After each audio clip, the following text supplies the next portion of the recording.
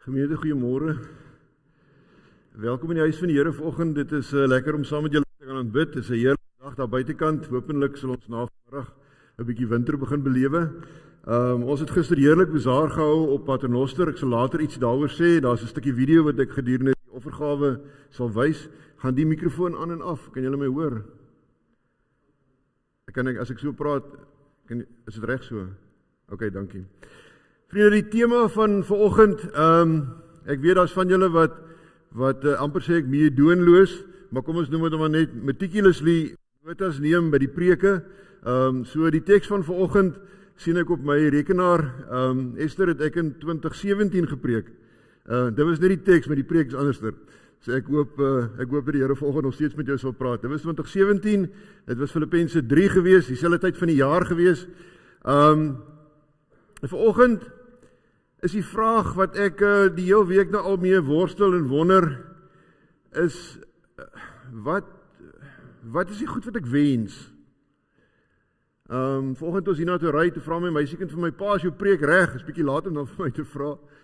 Toe sê ek ja, toe sê sy, nou wat is die tema? Ek sê, wat wens jy? Toe sê sy, maar jy moet nie dit vir my vra nie, want die goed wat ek wens is nie mooi nie. En ek dink dit is belangrik dat ons vanoggend vir mekaar sê, as ons in die diens ingaan, dat die goed wat ons wens, is nie noodwendig gebore uit mooi goed uit nie. Jare gelede het ek al vir julle van tevore gesê, was ek betrokke, toe ek begin in die lewe wat ons nou lewe, was ek by 'n executive coach gewees, en die ou het vir my gesê, Juri, jy moet onthou, die goed wat jou gaan drywe in jou lewe, gaan of gebore wees uit vrees, of het gaan gebore wees uit ambisie. Anders gestel, die goed wat ek wens, die goed waaroor ek droom, die goed waaraan ek dink, lê gewoonlik met 'n stuk fondasie, of in seer, en daarom wens ek daar uit, of dit lê gebore in iets waarna toe ek hinker. In ander woorde, dan is dit gewoonlik iets positiefs. En ek hoop regtig waar dat die Here vanoggend met jou sal praat, en vir julle sal dink oor dit wat jy wens, maar dat jy veral sal hoor vanoggend, hoe Paulus se wense, van 'n oënskynlik goeie wens, na 'n Christus gefokuste wens verander het. Kom ons bid saam. Here, dankie vir die voorreg wat ons het, om uit die woord uit te kan leer. Here, dankie vir Saulus, en sy wense, en dat hy oor Paulus se lewe gekom het, eintlik oor Saulus se lewe gekom het, en vir Paulus ander wense gegee het, ander drome, ander ideale. En dit is my gebed, dat hy ook vanoggend met ons sal praat uit hierdie gedeelte uit, en dat hy ons sal rig, Here, op die goed wat regtig saak maak in die lewe. En wanneer ons sê goed, Here, dan gaan dit oor die manier wat ons U dien, terwyl ons nog hier op aarde is. Gebruik asseblief hierdie diens tot eer van U naam. Amen. Paulus het jare gelede in sy brief vir die Filippense gesê, genade en vrede vir julle, en daarom sê ek vanoggend vir jou in dieselfde woorde, mag jy vanoggend God se genade en sy vrede in jou lewe ervaar. Mag jy nadink oor jou wense, en mag jy uitstap met 'n gewonder oor hoe die Here inpas in jou wense. Amen. Ek wil graag vra dat jy saam met my sal lees, as ek dit net kan aanskakel. Daar sê, Jesaja 43 gaan ek stadig saam met jou lees, want Jesaja 43 is die ander fokusteks van vanoggend. Daar staan, so sê die Here, hy wat 'n pad gemaak het deur die see, 'n deurgang deur die magtige waters. Hy wat strydwaans en perde laat optrek het, 'n leer op volle sterkte na sy ondergang toe. Hulle kon nie weer opstaan nie. Dit was klaar met hulle. Hulle is soos 'n lampet uitgedoof. Maar moenie net aan die vroeëre dinge dink en by die verlede stil staan nie. Moenie net aan die vroeë dinge dink en in die verlede stil staan nie. Want party van julle sit vanoggend hierso met 'n mooi verlede. En party van ons raak verknog daaraan. Party van ons sit met 'n hartseer verlede. En dit verknog ons nie, dit verlam ons. Daarom vers 19. Kyk, ek gaan iets nuuts doen.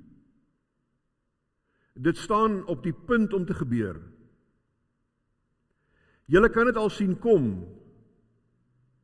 Ek maak in die woestyn 'n pad. Ek laat in die droë wêreld riviere ontspring. Die wilde diere sal my vereer, die jakkalse en die volstruise, omdat ek water gee in die woestyn, riviere in die droë wêreld, om my volk, my uitverkore volk, se dors te les. Dit is die volk wat ek vir my geskep het, en wat my lof sal verkondig. En of jy nou vanoggend inskakel, iewerster deur die internet, of jy hierso sit, mag jy iets van hierdie woorde vanoggend en hierna ook in jou lewe ervaar. Jy kan net so bly sit en dan sing ons vers 1 en vers 2 van lied 167. Jy kan net so bly sit, dan sing ons dit rustig saam asseblief.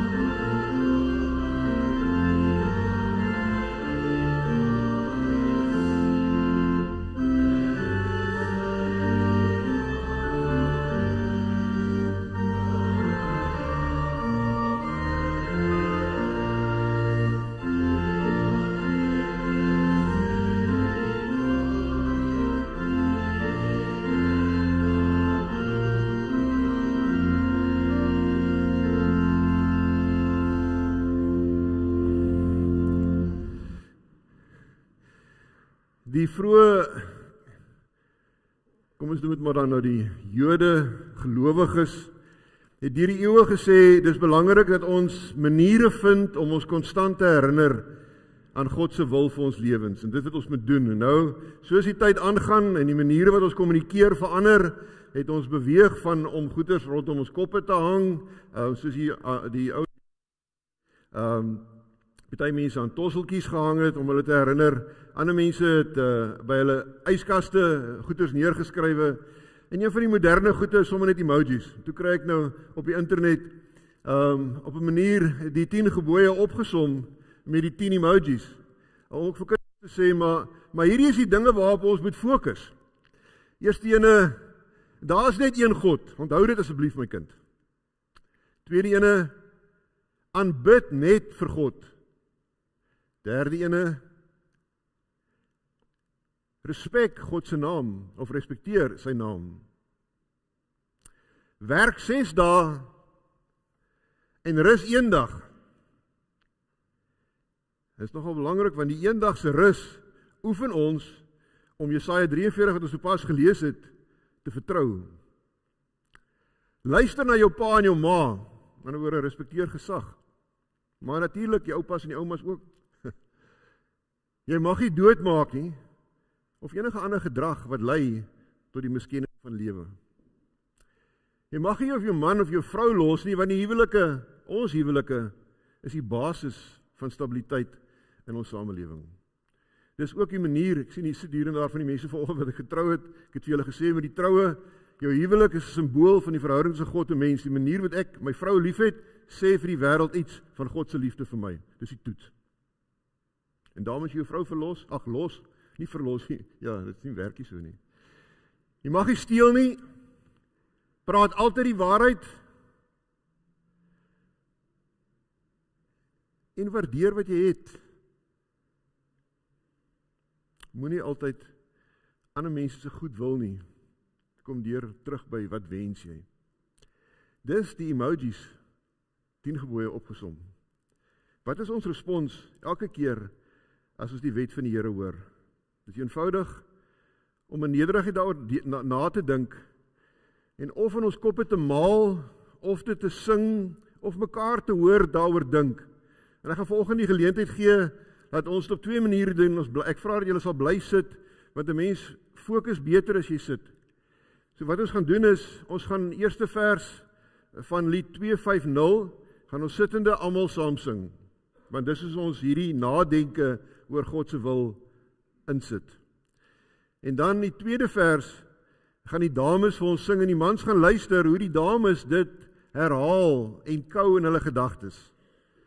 En dan die derde vers, gaan die dames vir die mans luister hoe hulle God se wet kou en herdenk, of dink daaraan. Dan vers 4, almal saam, en dan vers 5, staan ons op as ons dit begin sing. Want die wet van die Here maak ons vry om juis op te staan tot aksie. So as ons vers 5 begin, Andrei, dan gaan ons staan. So kom ons sing dan nou vers 1 tot 5, in die manier wat dit op die bord ook is, mans, dames, of eers almal saam en dan werk dit so uit. So kom ons sit eers so en dan begin ons sing asseblief.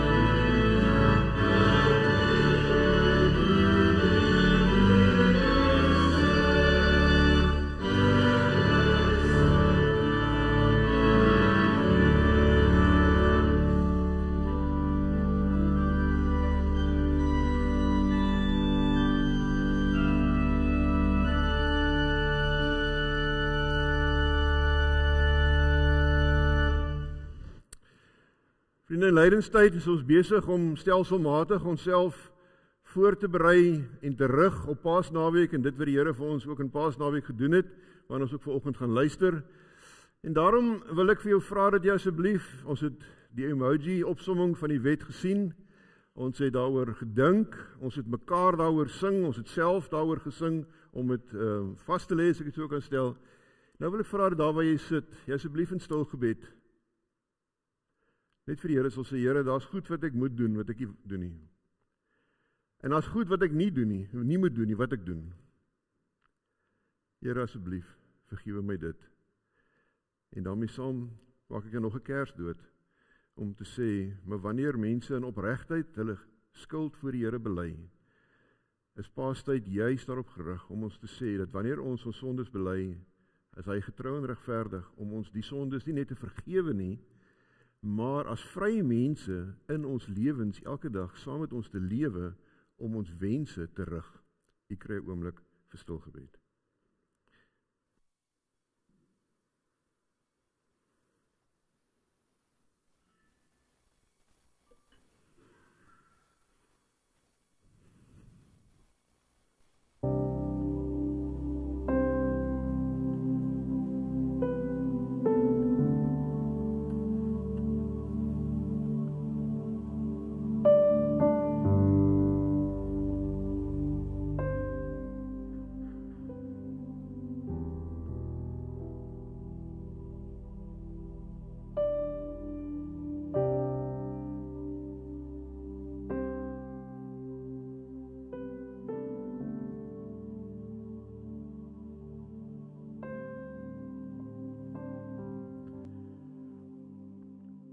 Drie God, baie dankie vir die voorreg wat ons het,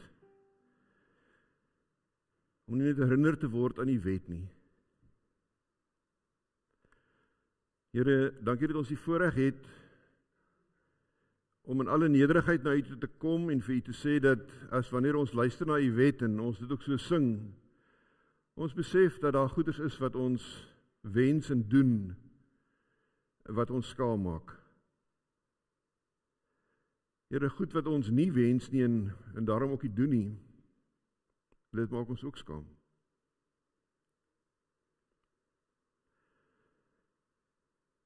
Here, in ons skaamte wil ons vanoggend ons sondes voor U bely. Here, en wil ons in die woorde van 2 Korintiërs 5 vers 17 tot 21 dankie sê dat ons kan weet dat ons wat aan Christus behoort 'n nuwe mens is.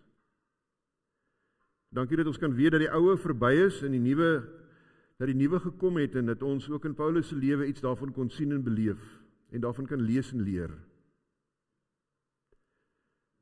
Heilige Gees, ek bid vir elke persoon wat vanoggend nie net hier is nie, maar ook inskakel iewerster, of dit nou is of bietjie later in die week, dat U asseblief ook vir almal van ons, ook vir hulle wat ver is, sal bewus maak en bewus hou van U teenwoordigheid.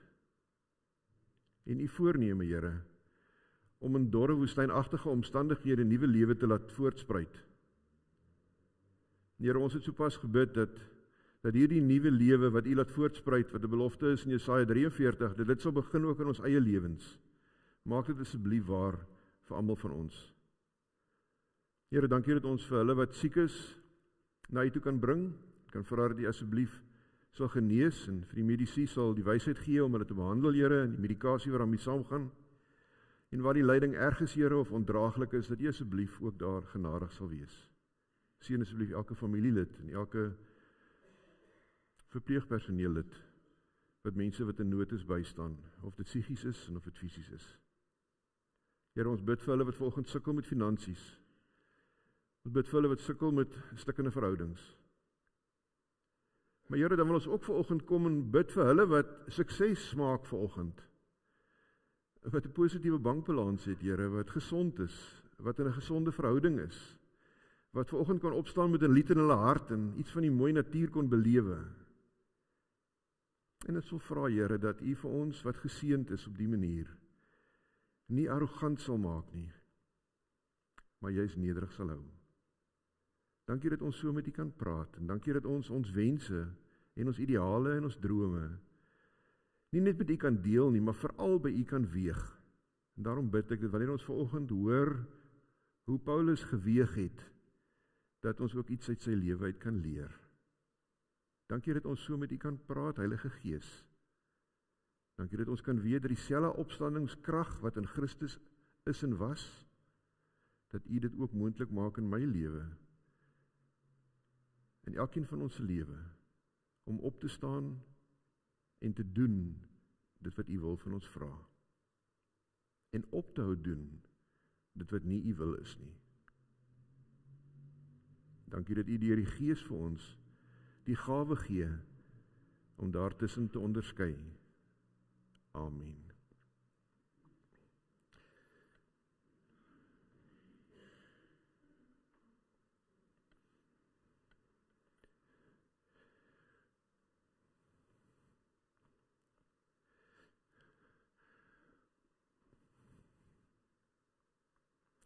Vriende, ek onderskat nie U herinnering aan wie Paulus was en wie Saulus was en alles waarmee saamgaan nie, maar ek wil net 'n paar punte maak voor ons dan die teksgedeelte lees. En die rede hoekom ek dit doen is, ons vraag vanoggend is, wat is jou wense? Maar ons kan nie praat oor wat is my wense en wat is jou wense, as ek nie hoor wat is jou storie nie. Een van die goed wat ek gereeld met my kinders oor praat is, en in ons gesin en ons familie is, om vir mekaar te vra, as ons met mekaar praat oor die telefoon, wat is jou dominante storie? Die vraag is, wat is 'n dominante storie? Kyk, ons vra baie keer vir mekaar, wat is jou storie? En dis gewoonlik 'n aanval om sê, wat is jou storie? Dan weet jy, hier kom 'n moeilikheid. Maar as ek vir iemand sou vra, maar kan ons praat oor jou dominante storie? Dan staan 'n saak. Ek is bevoorreg om hierna na my ma toe te gaan. Haar dominante storie vandag is hulle so vandag hulle troudag gevier het. So dis 'n hartseer dag vir haar. Dis deel van haar dominante storie wat my pa was weg is. Daarna gaan ons braai by ons familie en ek het 'n vermoede die dominante storie by die braai vandag gaan iets te doen hê met Trump. Want ek ken my twee swaars. Hy oorskadu hulle totale lewe op die oomblik, met respek gesê. Maar so het almal van ons as gevolg van ons agtergrond en waar ons vandaan kom 'n dominante storie. Dit wat ons lewe, ons denke, ons wense oorskadu en ons besef dit nie altyd nie. Paulus se storie begin, en dit is sy dominansie van die storie gevoer. Hy begin in Tarsus. Hy word groot as 'n Romein, maar ook as 'n Jood. En dit vorm sy dominante storie as 'n jong Jood. Sy dominante storie lei daartoe dat hy as gevolg van sy agtergrond die Christene vervolg, want hy glo so vas in sy agtergrond en sy storie, dat hy sy storie begin verdedig, tot by die punt wat ons lees in Handelinge 7 vers 58, dat hy by was toe Stefanus gestenig is, op daai stadium as Saulus. Nou, hoekom ek dit vir jou vanoggend net wil sê as herinnering, is jy moet hoor, dat Saulus se dominante storie was een van oordrewe uiting, nie net in woorde nie, maar eintlik 'n gedrag, van ek is oortuig daarvan, ek is reg. Ek is oortuig daarvan, my agtergrond het my gebring waar ek nou is, en my dominante storie is bo verdenking.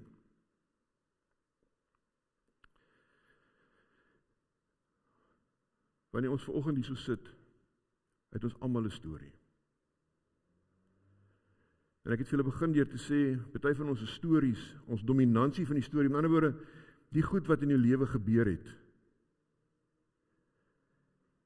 is eintlik onlosmaaklik verbind aan wie ons is.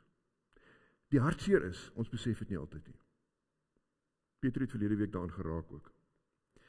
So wanneer Paulus dan aan die Filippense skrywe, dan praat hy met hulle oor 'n stuk waardering vir wie hulle is. Hy praat in die tronk met hulle oor vreugde. En dan praat hy met hulle oor die verandering van sy dominante storie. En ek hoop julle hoor vanoggend iets daarvan. Want ek is nie for life geknoop aan my agtergrond nie. Ek is nie vir die res van my bestaan 'n produk van my omstandighede nie.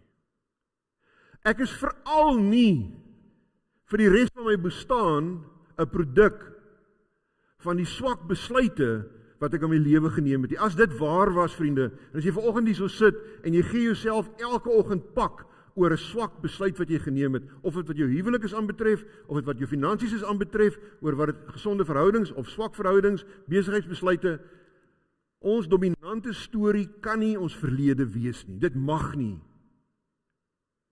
Christus het juis vir ons kom sê, ek kan uitbreek uit my dominante storie uit. Daar's 'n ander storie wat vertel kan word oor my lewe. Want as dit waar was vir Saulus, moes hy vasgeval het by Stefanus. En onthou daar staan, hy het dalk nie die klip gegooi nie, maar ek bedoel hy toesig, hy was daar, hy het nie gekeer nie. En daarom, as jy vanoggend hoor wat ek nou vir jou gaan lees, kyk asseblief mooi. Kom ons fokus op Paulus. Maar ek hoop dat terwyl jy dit lees, daar 'n mate van refleksie sal kom. Maar as dit waar is van Paulus se dominante storie, wat is dominant in my storie?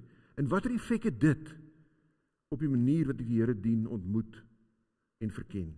Kom ons lees dit.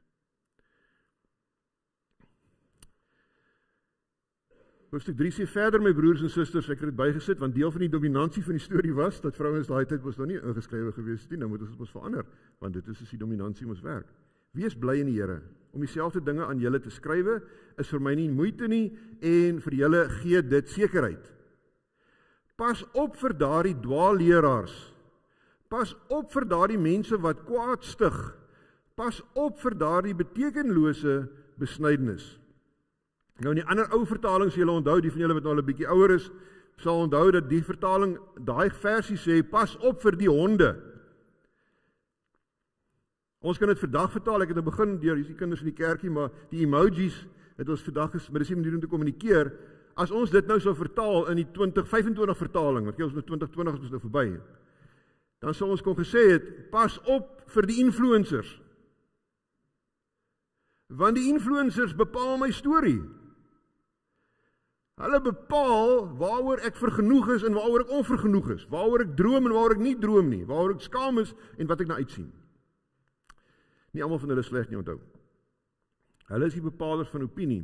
Ons het die ware besnydenis, ons wat God deur sy Gees dien, ons wat op Christus Jesus beroem en nie op uiterlike dinge vertrou nie. Tog sou ek ook op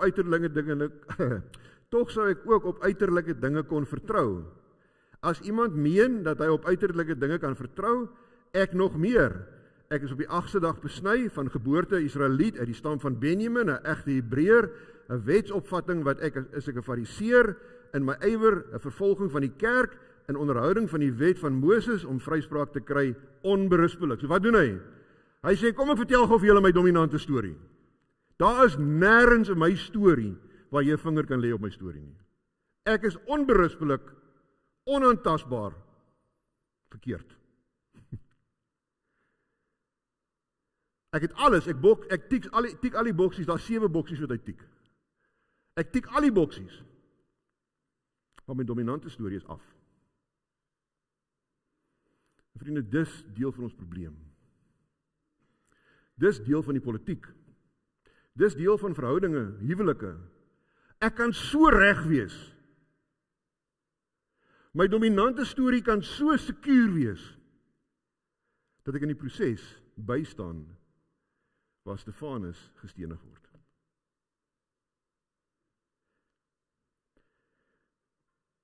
En daarom vers 7, maar wat eers vir my 'n bate was, beskou ek nou as waardeloos ter wille van Christus. Ja, nog meer, ek beskou alles as waardeloos, omdat Christus Jesus my Here, om Christus Jesus my Here te ken, oortref alles in waarde. Terwille van hom het ek alles prysgegee en beskou ek dit as verwerplik, sodat ek Christus as enigste bate kan kry en een met hom kan wees. Vrygespreek, nie omdat ek die wet onderhou nie, maar omdat ek in Christus glo. Dit is die vryspraak wat God gee omdat 'n mens in hom glo. Nou vriende, die ding van dominante stories is niemand kan dit vir jou analiseer nie. Want ek kan na jou storie luister en jy kan na my kom sit en ons kan daaroor praat en ek kan vir jou sê, jongens, jy is seker van die goed en ons kan al die tegnieke gebruik wat die sielkundiges gebruik om, jy weet, refleksie en 'n bietjie dinge uitpak en al die ander tipe goede, maar as jy dit vat nie, gebeur daar niks, so stap jy daar uit, dis alles verby. Nou wat Paulus doen is, hy sê, hierdie was my dominante storie, nou som dit op. Dis wat dit was. En dan kom hy en hy sê, my storie het geskuif. En dis daai tweede gedeelte. En daai skuif in my storie maak 'n skuif in wie ek is as mens. Nou hoor dit nou net. As in 'n huwelik daar 'n skuif kom in die storie tussen die man en vrou, dan skuif dit ook in wie hulle is as mense, gewoonlik nader aan mekaar. Dieselfde is waar van besighede. Dieselfde is waar van die kerk. Natuurlik die hartseer op die oomblik is dat die kerk uit mekaar uitskuif, as jy sien wat nou gebeur het in Namibië. En dis nie alles hulle fout nie.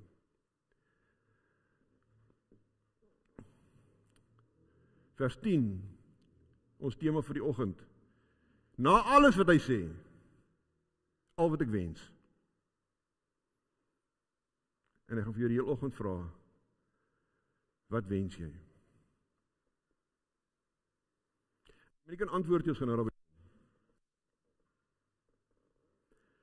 Is om Christus te ken, die krag van sy opstanding te ondervind, deel te hê aan sy lyding, deur aan hom gelyk te word in sy dood, in die verwagting dat ek self deel sal hê aan die opstanding uit die dood. Kan jy hoor wat Paulus doen? Hy vat sy storie, hy kyk daarna, hy besef, al 7 goed wat ek getiek het, werk nie.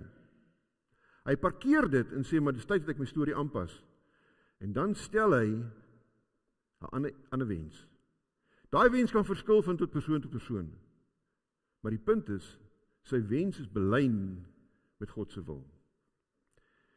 En hy het gedink sy wens was belyn met God se wil. Ek sê nie dat ek alles al het of die doel al bereik het nie. Jy weet, en dis deel van ons probleem. Ons is baie keer so seker van ons saak. Ons is baie keer so arrogant oor ons storie.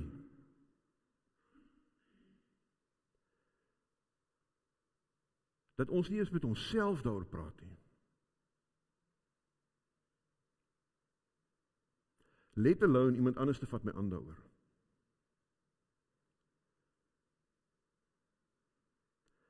Paulus kom en sê, my dominante storie was verkeerd. Ten spyte van my storie. Ek het 'n nuwe storie. En ek besef, my nuwe storie is nie klaar vertel nie. Daar's altyd plek vir verbetering. Soos ek reflekteer, soos ek ander hoor, soos ek die Here hoor, so moet ek toelaat dat my insigte my gedrag bepaal. Ek sê nie dat ek alles het of my doel bereik het nie, maar ek span my in om alles myne te maak, omdat Christus Jesus my reeds syne gemaak het. Broers en susters, ek verbeel my nie dat ek dit alles al het nie, maar een ding doen ek maak my los van wat agter is, want daai storie het van my 'n Saulus gemaak, wat bygestaan het toe Stefanus gekruisig is. En ek stryk my uit na wat voor is, die onbekende. En die amazing ding van sy onbekende is al wat hy weet is ek moet met 'n stuk onsekerheid die onbekende bly ingaan. My storie, die dominansie van my storie moet minder dominant wees. Wat beteken dit? Soos my lewe vorentoe gaan, moet ek dit amper triekie vir triekie doen en sê ek gaan nou hierdie stap neem. Ek is nie heeltemal seker nie, Here, maar asseblief help my met hierdie stap. Ek dink ek doen die regte ding. Dis 'n totaal 'n manier om te dink, maar ek kom uit hierdie agtergrond uit en daarom is ek reg en daarom doen ek net wat ek wil. Daar's 'n stuk huiwering, 'n stuk nederigheid, 'n stuk deernis van om 'n lewe te leef met 'n storie wat onderworpe bly aan 'n toets aan 'n verhouding met die Here. Ek span my in om die wenstreep te kom, sodat ek die hemelse prys kan behaal, waartoe God my geroep het in Christus. En dan kom hy by vers 15, en dan sê hy, ons almal wat geestelik volwasse is, moet hierdie gesindheid hê. En as julle in enige opsig anders daaroor dink, God sal ook hierin aan julle die regte insig gee. In elk geval, laat ons koers hou op die pad waarmee ons tot hiertoe gegaan het. So wat ek nou gedoen het, op party van die borde is dit duideliker, ek het die gedeeltes wat ek dink vasstaan, wat met uitspring na my toe, om my te help, om my storie 'n bietjie anders te hoor, en te verander, het ek probeer om donker te maak. So wat hy sê is, al wat ek wens, staan uit. Alles myne maak, staan uit. Want ek kan nie alles myne maak dadelik hê. Geestelik volwasse, insig. Wat is geestelike volwassenheid? Vriende, iemand wat sy dominante storie is, ek het altyd 'n mate van onsekerheid, kom ons praat. Kom ons bid hieroor. Is nader aan geestelike volwassenheid as die know-it-alls van die lewe. Daarom moet ek dit probeer duideliker maak. As jy in die Bybel skrywe en krap gerus 'n sirkel rondom wat wens ek. Krap dan 'n sirkel, trek 'n sirkel rondom alles myne maak, want ek kan nie alles myne maak dadelik nie. Ek is nie 'n komputer en selfs komputer maak foute. Geestelik volwasse, insig en koers. As ons daai 3 woorde deel van ons dominante storie maak om te sê, Here, ek wens die volgende. Maar ek besef dat hierdie wens van my op hierdie stadium gebore is uit 'n stuk seer. Kan jy hoor wat gebeur die oomblik as jy dit doen? Onmiddellik as jy vir die Here sê, Here, my wens is gebore in seer, is die volgende sinnetjie, beskerm my teen my wens. Want die waarskynlikheid is groot, dat seer lei tot retaliation, of wraak, of onttrekking, maar niks goed nie. Here, my wens, in die oomblik as ek dit sê, is gebore in 'n klomp sukses. Ek wens vir meer sukses. Sy kan so goed, dat die res van die storie ene raak van onsensitiwiteit.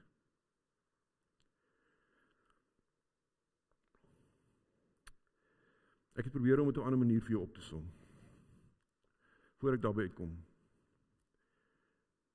Geestelike volwassenheid. Dit wat Paulus vir ons kom sê, wat hy geleer het in sy lewe, lê daarin, dat die skuif in my dominante storie, maak nie saak hoe oud ek is nie, kom nie van self nie. Dit is die resultaat van 'n eerlike soeke, en dink, en selfs neerskrywe, oor wat wens jy. So kom ons verken dit 'n bietjie. Ek het vir jou gesê, ons lewens is 'n somtotaal van ons verhaal, daar's karakters in, daar's gebeure. Party van die gebeure is my eie toedoen, ander gebeure het my oorgekom. Dit waar ek vandaan kom, my suksesse, my teleurstellings, party van dit kon ek voorsien het, ander het ek nie voorsien nie. Maar die vraag is, wat maak jou opgewonde? En wat maak jou bang? So ek wil net hier vir 'n oomblik daaroor dink. Want dit bepaal iets, dit sê iets van jou dominante storie. As jy vanoggend hierso sit, en ek sou vir jou sê vir my vinnig, wat maak jou opgewonde vanoggend? Kan jy dink aan iets? Daar's 'n waarskynlikheid dat dit op 'n manier deel van jou dominante storie is, wat maak jou opgewonde. Of ek kan vir jou anders te vra, wat maak jou bang? Nou kan jy weet, as jy iets daaroor gaan skrywe, is daar waarskynlikheid dat daai bangheid uitkom in 'n klomp goede. Hoe ek my tyd spandeer, hoe ek my geld spandeer, selfs hoe ek oefen, want ek is bang vir alles. Ek kan verder gaan, ek kan vir jou vra, maar kom ons dink 'n bietjie verder oor wat bepaal jou dominante storie? Wie maak vir my en jou wie ons is? Watter blootstelling laat ons toe om verder ons lewens te bepaal? En dan kan jy gaan vra, wat lees jy? Jy kan sien in die tydskrifte baie keer vra hulle vir hierdie bekende mense, watter 3 boeke lê op die oomblik op jou bedkassie, behalwe die Bybel, baie min mense het die Bybel op hulle bedkassie. Maar wanneer hulle vir jou daaroor antwoord, dan kom jy nogal agter, wat gaan in die ou se kop aan, wat vorm sy opinies? Dit is nou amper 'n jaar dat ek sukkel om De Ruyter se boek te lees, maar dit sal ek al uitkom. Wat kyk jy? Nou nie soos hy Mercedes die ronddryf vra wat kyk jy nie. Wat kyk jy? Wat 'n video kyk jy? Wat forward jy? Wat delete jy? Wat maak jou kwaad? Wat maak jou opgewonde? Al die goed op 'n manier bepaal wat my dominante storie is. En uiteindelik bly dit by die vraag, al wat ek wens. As al hierdie goed met my gebeur het, wat wens jy? Saulus se wens was baie uitdruklik, vervolging, en hy was oortuig hy's reg. Paulus se wens was gebore in nederigheid. Ek is nie seker nie, ek weet ek moet die wil van die Here soek. En daarom sê hy al wat ek wens. Nou verwys hy, net gesê, na die honde of die influencers. Hulle wat hom vergiftig het. En dan sê hy, die teengif van al die goede is 3 goed. En vriende, dit hoef nie noodwendig vanoggend presies jou dominante storie te word nie. Maar hoor, wat sê Paulus, wat het vir hom gewerk? Want hy sit in die tronk en hy het vreugde. Wees ten minste net krities op dit wat jy wens. Selfs as jy bang is dit regtig nodig om bang te wees vir die goed waarvoor jy bang is. Dit het dalk 30 jaar gelede gebeur. Hy wens om die Here te ken. En dis maklik om daai deel van my dominante storie in te bring, deur saans eenvoudig op my knieë te gaan en net te sê, Here, ek moet môre X, Y en Z doen. Gee asseblief vir my die genade om ten minste net stil te bly. Want ek weet, dis dalk wat U van my wil hê. Ek is nie seker nie, maar ten minste is ek nie meer so oortuig van myself nie. Dis 'n lang pad. Tweede ene. Daardie krag wat Jesus lewend uit die graf laat opstaan het, wil ek ook hê. Ek het dit nie geskryf so nie, dit is die boodskapvertaling. So wat hy sê is 1, ek wil Jesus ken. Hey, dis nie soos 'n aangename kennis nie. Dit is soos, wat wil die Here van my in hierdie situasie? Vra jy dit nog steeds opreg? Of het ons so arrogant geraak, het ek baie keer optree sonder om te dink? 2, as ek sukkel met die antwoord, weet die tweede gedeelte van Paulus se wens is ook my en jou antwoord. Want as ek sukkel met die antwoord, Here asseblief, die krag van die Gees wat U uit die doodheid opgewek het, is dieselfde krag wat my van my knieë af laat opstaan. Sodat ek dit wat ek ontdek het, ek dink U wil hê ek moet doen. Dis anderster as ek het so groot geword, daarom moet julle my maar vergewe en verskoon. Dis nonsens. Dis van ek het so groot geword, daarom moet julle my maar verskone in daai tipe goeters wat die wêreld so die mekaar plek is. En dan die derde ene, die moeilikste. As ek, en nou raak ek mos nou oud, nou sukkel ek om op te staan van my knieë af. En ek kom regop. Nou weet ek het vir die Here gevra. Ek het sy krag nodig, want die ding wat ek dink ek moet doen, gaan nie so lekker werk nie, dis moeilik. Die derde ding wat hy sê is, en as my optrede 'n stuk lyding verg, God gee my asseblief die genade daartoe.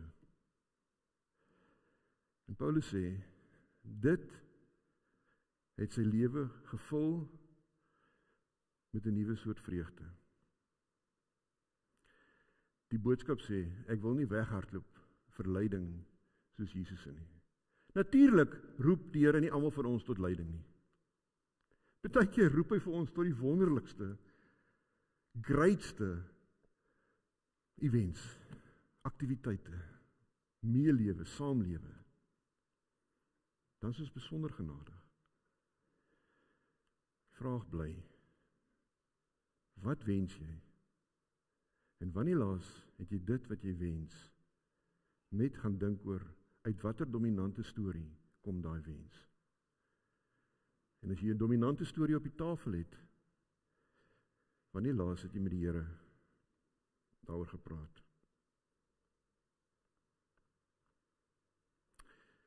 En dan, vriende, vir my, amper die belangrikste gedeelte van die hele gedeelte, is die oordrewe, selfversekerde Saulus, wat vir geen oomblik getwyfel het aan wie hy is, waarvoor hy staan, wat hy doen nie, want hy kom uit Tarsus uit, hy is 'n Jood, en hy is nog onderleg in die Romeinse reg. Arrogant, par excellence, kwadraat, wat ook al.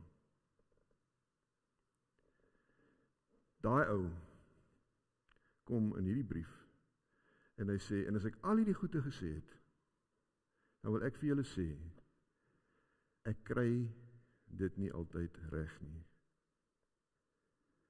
Maar ten minste is dit my nuwe storie. Dat ek ophou om so oortuig te wees van my saak, dat ek nie vir ander toelaat om ook hulle saak te stel, sodat ons mekaar iewers in die pad kry nie. Imagine net wat so verlede week gebeur het met ons politiek, as die dominante stories van die partye net effentjies anders te was.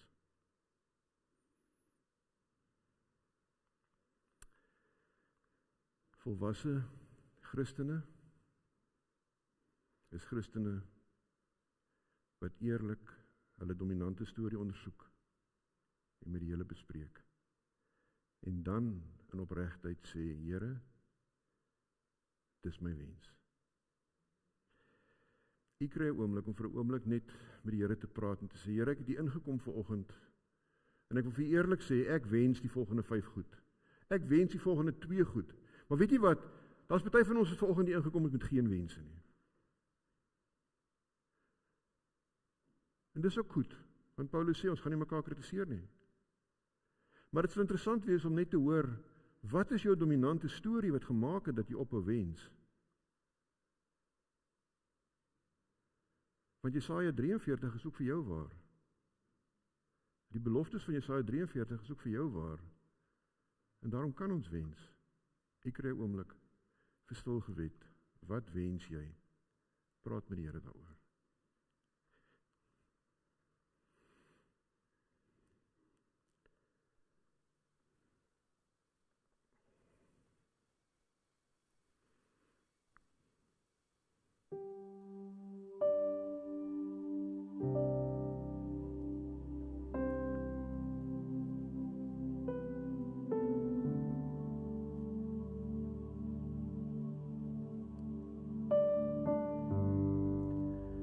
Drie-enige God, Vader, Seun en Heilige Gees.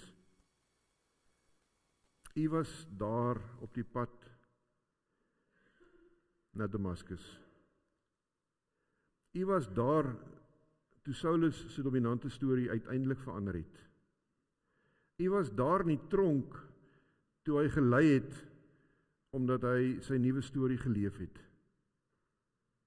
Dankie dat ons kan weet dat U ook hier is om vir ons die genade te gee om ons dominante stories, dit wat ons opgewonde maak en dit wat ons hartseer maak, in oënskou te neem. Here, gee ons die genade om ons nie te verlekker en swaar kry nie. Gee ons die genade om te huil, Here, as dinge sleg is. Maar gee ons veral die genade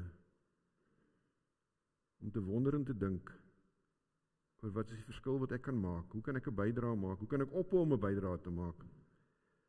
Hoe impakteer my dominante storie my wense? En moet ek toelaat dat dit verder so voortduur? Gee vir ons, Here, ons ore vir mekaar, sodat ons mekaar kan hoor en in die proses mekaar kan help met ons stories, sodat ons nader aan U en U wil kan lewe en kan lewe uit U krag uit. Amen. Vriende, ons gemeente doen juist dit. Ons het 'n klomp stories en 'n klomp dominante stories. Die afkondigings is vol daarvan. Die een storie is, u sal sien op die afkondiginge, is, wat ek net gaan net gewoon na daai app toe asseblief. Jy sal sien op die afkondiginge is daar 'n nuwe manier wat ons met u wil kommunikeer in die toekoms. Ek het vanoggend gou-gou geregistreer. Dit vat so 3 minute om te registreer. In die volgende week of wat, asseblief lees die afkondiging en registreer op die app. Jy kan hom aflaai. Dis nou al hierdie mooi Afrikaanse woorde soos 'n app store en alles wat daarmee saamgaan en search en al die ander goeters. As jy nie Apple het nie, dan dit sal kom met die tyd. Dit beteken nie dat ons op kommunikeer met die gewone maniere nie, maar dis 'n interessante nuwe manier en ek dink is baie meer dinamies. So asseblief kyk net daarna en laai dit so lank af, registreer so lank sodat ons die paadjie kan begin stap. En dan vriende, gaan ek vir u net so 'n kort videoetjie wys terwyl u geleentheid het om die Here te dien met die offergawe. Nou, terwyl ons die offergawe opneem en u kyk na die videoetjie. Hierdie is nou multitasking soos u nie nog gesien het nie. Okay? Gaan ons vir u vra dat die van julle wat hierdie week verjaar, dat jy asseblief jou hand sal opsteek as Suselna en die mense van Herfsgenote. Nou Herfsgenote is die nuwe bediening vir bejaardes. Nou hulle gee nie net geskenkies of 'n geluk vir die week wat voor lê wat jy verjaar vir bejaardes nie, maar die bejaardes se bediening is om vir mense te sê geluk met jou verjaardag. Het ek dit reg so Suselna? Senior volwassenes, ek is deel van die senior volwassenes. Dankie Suselna, ek sal jy reg kry. Dis deel van my storie wat nog nie reg is nie.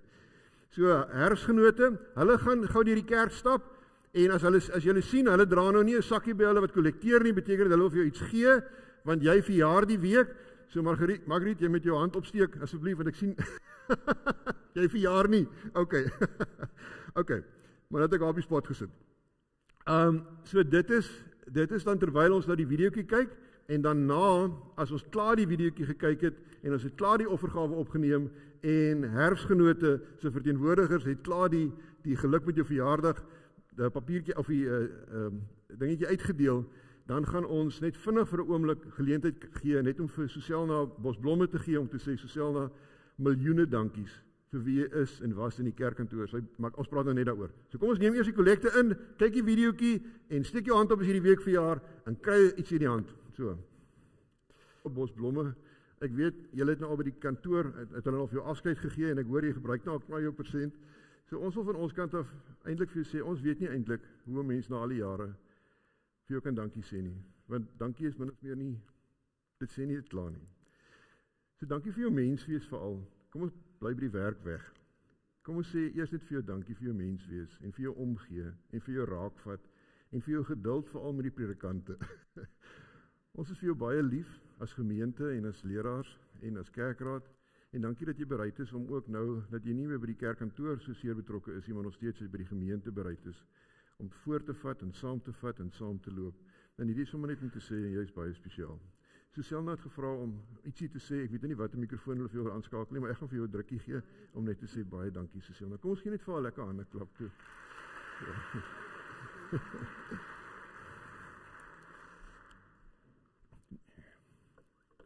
Terwyl sy kom vir die mikrofoon, wil ek net gesê, ek het vergeet, die bazaar het nog 'n klomp kos oor, puddings in die werke, dis alles hierna, gaan ons Suselna net saam met haar tee drink in die saaltjie, so kom drink saam tee, en daar is nog goeders te koop teen goeie pryse, so jy kan vir die volgende week hoef jy nie kos te maak nie, maar dis net om te sê, asseblief kom drink saam met Suselna tee, en Andrei, en sommer net om 'n bietjie gesellig te wees, en dankie dat julle ook op die manier by ons inhak.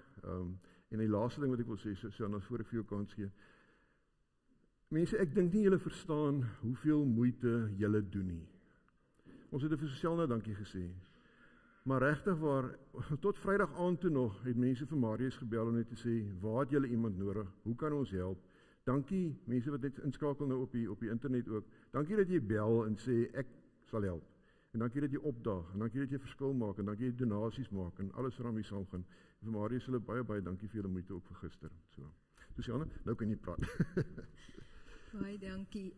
Ja, die afgelope 2 weke of so is ek verskriklik bederf en ek het vreeslik baie boodskappe gekry van mense en dit laat my klein en nederig voel. Maar dit laat my ook verskriklik dankbaar voel. En daarom is daar eintlik 3 punte, soos 'n dominee, van dankbaarheid. So, my eerste dankbaarheid is teenoor my hemelse Vader, wat vir my vir 27 jaar die geleentheid gegee het om my gawes en my passies uit te leef hier in die gemeente. En dan sy oneindige genade, dat ek in hierdie 27 jaar nie een enkele dag siekverlof hoef in te gesit het nie. Die tweede vir wie ek wil dankie sê is die kerkraad en al die bedieninge waarby ek altyd betrokke kon wees. Dit was lekker om saam met almal te werk en ook op so 'n manier die koninkryk te probeer uitbrei. En dan eintlik die spesiale mense in my lewe is al die lidmate van NG Kerk Vredenburg. Baie dankie vir julle liefde, julle vriendelikheid, julle bereidwilligheid om altyd te help. Dit is regtig, dit word opreg waardeer uit die diepte van my hart, soos wat Dominee Judy ook nou gesê het. As 'n mens op iemand se knoppie gedruk het, het hulle gesê ja, ons help, ons is daar. En dit is so ongelooflik belangrik om van vrywilligers so gebruik te kan maak, wat net so reg staan om te help en om vriendelik te wees en om te dien en om te gee. En my gebed vir NG Vredenburg is dat ons steeds ons visie sal uitleef. Dat ons naby aan God sal leef, sy stem duidelik sal hoor en dat ons regtig vir mekaar sal omgee en ook vir ander. En dat ons 'n baken van hoop sal wees vir almal met wie ons in aanraking kom hier aan die Weskus. Baie dankie.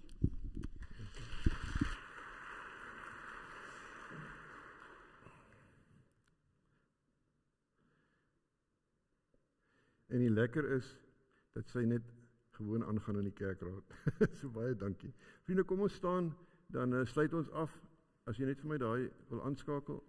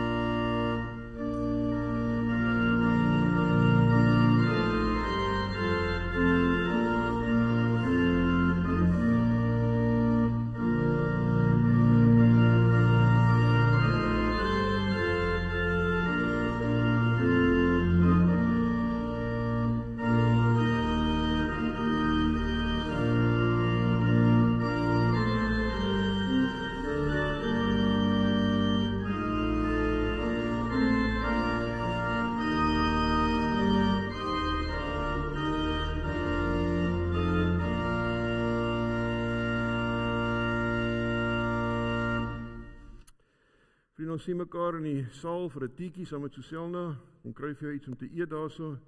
Mag jy in hierdie dag en in hierdie week die genade van ons Here Jesus Christus en die liefde van God ons Vader en die kragvolle werking van die Heilige Gees in jou lewe ervaar, daar waar jy jou dominante storie verken en jou wense voor die Here uitklaar.